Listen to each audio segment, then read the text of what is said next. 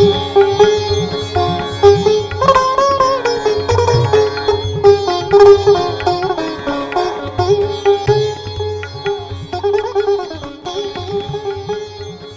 नमस्कार, मैं हूं आपका रेडियो दोस्त और कार्यक्रम का होस्ट निमिष भंसाली। कार्यक्रम चेतना के आज के अंक में हमारे साथ हैं डॉक्टर एम जर्रार और आज हम डॉक्टर साहब से बात करेंगे फंगल इन्फेक्शन की। डॉक्टर साहब, आकाशवाणी खंडवा में आपका बहुत स्वागत है।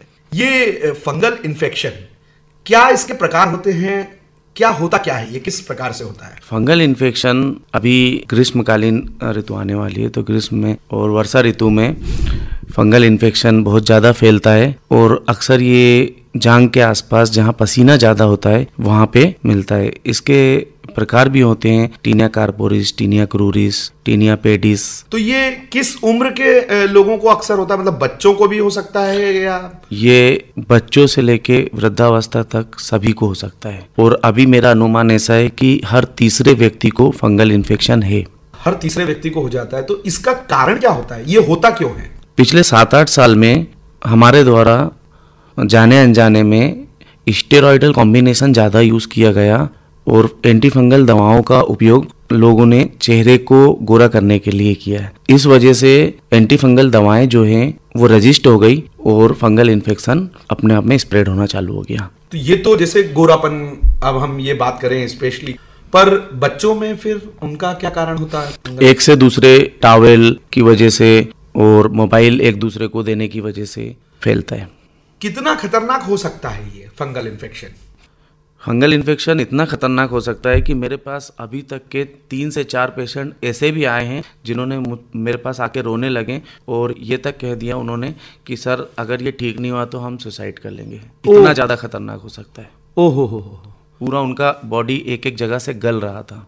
अच्छा, हाँ, ये तो बड़ा खतरनाक हो गया ये। तो ये जो दांत, खाज, खुजली, ये सब मिंटू से फंगल ही हुए? ये फंगल इन्फेक्शन ही है। खुजली अलग चीज होती है, लेकिन दाद जो होता है वो फंगल इन्फेक्शन होता है। और हम देखते हैं अक्सर वो जो दाद होता है शरीर में, उसका एक चट्टा बन जाता है। चक्रा बनता है उसमें। जी। चक्रे वाली बीमारी बोलते हैं जनरली। तो ये फैलने वाली बीमारी है? ये एक से दूसरे को फैलने वाली बीमारी है। अच्छा, तो अब चलिए डॉक्टर साहब, अगर ये हो गई तो इसका हम ये इलाज तो ले ही रहे हैं, लेकिन इसको फैलने से किस प्रकार से रोका जा सकता है? इसकी रोकथाम के लिए मैंने कुछ सुझाव मैं अक्सर देते रहता हूँ और मैंने एक पेज बनाया है जो कि मैं लोगों को बांटता हूँ। उसमें छोटे छोटे सुझाव हैं मैं जो आपको बताने जा रहा हूँ यहाँ पे। जैसे नहाने के बाद शरीर को पूरा सुखाएं, फिर कपड़े पहने, गीले कपड़े, गीले टॉवेल का इस्तेमाल ना करें, अपने अंडरगारमेंट जो हैं उनको सुखा के पहने। कई लोग क्या होता है कि नदी तालाब में नहाने गए और उसके बाद वो गीले ही अंडरगारमेंट पहन लेते हैं और वो लंबे टाइम तक के गीलापन रहता है,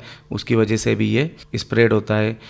और इसमें मैंने जो देखा है सबसे ज़्यादा जो टेरिकॉट के कपड़े होते हैं, टेरिकॉट के कपड़े में पसीना सोखने की ताकत नहीं होती है। अच्छा, इस वजह से पसीना ज़्यादा होता है टेरिकॉट के कपड़ों में और ये फंगल इन्फेक्शन फैलता है। इसकी जगह सूती कपड़े पहने तो वो ज़्यादा कंफर्टेबल होगा। फिर कपड़े धोते वक्त महिलाएं गीली हो जाती हैं, नीचे से देखने को मिलता है।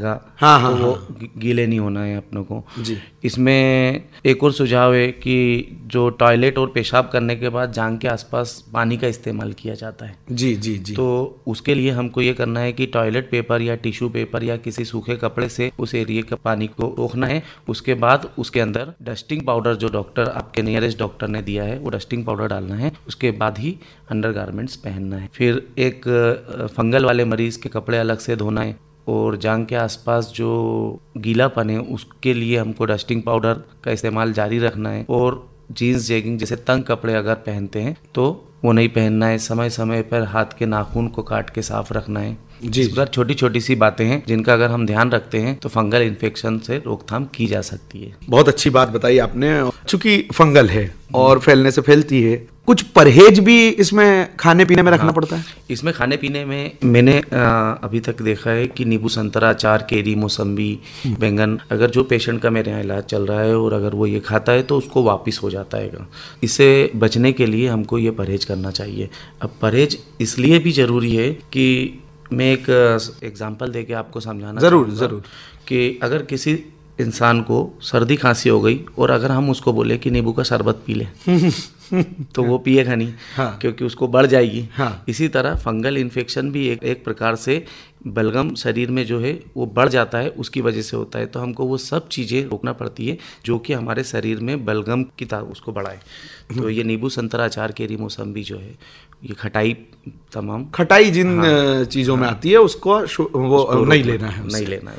क्या बात है, ये तो आपने सारी बातें बता दी। अब इसके साथ एक जो बात बार बार दिमाग में आती है, क्या साल भर ये होती रहती है या इसका कोई पर्टिकुलर एक टाइम होता है? इसमें अक्सर ये देखा गया है कि जो अभी आने वाली गर्मी है जी, गर्मी और बरसात के मौसम में ये बहुत ज़्यादा तेज़ी से बढ़ जाता है। तो मेरा मतलब यहाँ आने का ये भी एक मकसद था कि गर्मी चालू होने वाली है और मेरा ये अगर प्रोग्राम लोगों तक पहुँच जाए तो फंगस में बहुत हद तक बचाव कर सकते हैं। बिल्कुल, ये बात तो आपने सही कही और ये भी एक बड़ी अच्छी बात हो गई क्योंकि गर्मी बढ़ने वाली है और इस समय हम आपसे बात कर रहे हैं फंगस को लेकर। तो श्रोताओं, आपको बता दें कि गर्मी से लेकर बारिश के मौसम तक जो है फंगस बढ़ती है। डॉक्टर साहब ने बहुत सारी बातें बताई है, किन चीज़ों का ध्यान रखना है, कौन सी चीज़ों से परहेज करना है, नहाते समय, नहाने के बाद जो है शरीर को सुखाना है, खास तौर पर बच्चों के लिए, क्योंकि छोटे छोटे बच्चे जो है वो बोल नहीं पाते हैं डॉक्टर साहब, और खुजली उन्हें ये दाद जो है वो हो जाती है। तो चलते चलते अगर मैं आपसे कहूं कि एक लाइन में हमारे श्रोताओं को कुछ आप संदेश दें इससे बचने के लिए। मैं संदेश देने से पहले एक बात और बोलना चाहूँगा कि अगर किसी बड़े इंसान को घर में फंगस है या फंगल इन्फेक्शन है तो वो अपने डॉक्टर पे भरोसा करें और उससे इलाज पूरा करवाएं, और जब तक आपका फंगस ठीक नहीं हो जाता तब तक आप बच्चे को, छोटे बच्चे जो है उनको ना छुएं। बिल्कुल। और फंगस से बचने के लिए एक लाइन में अगर मैं कुछ बात कहना चाहूँगा तो वो ये है कि सूखापन अपनाएं और फंगल इन्फेक्शन भगाएं। क्या बात है, सूखापन अपनाएं और फंगल इन्फेक्शन भगाएं। तो साथियों, आज फंगल इन्फेक्शन पर बात करने के लिए हमारे साथ डॉक्टर एम जर्रार थे और सारी बातें आप समझ गए हैं। फंगल से खुद भी बचें, अपने परिवार को भी बचाएं और जो भी बेहतर उपाय है अपने निकटतम डॉक्टर को जरूर दिखाएं। डॉक्टर साहब, आप हमारे साथ कार्यक्रम चेतना में जुड़े, आपका बहुत बहुत धन्यवाद। जी, बहुत बहुत धन्यवाद।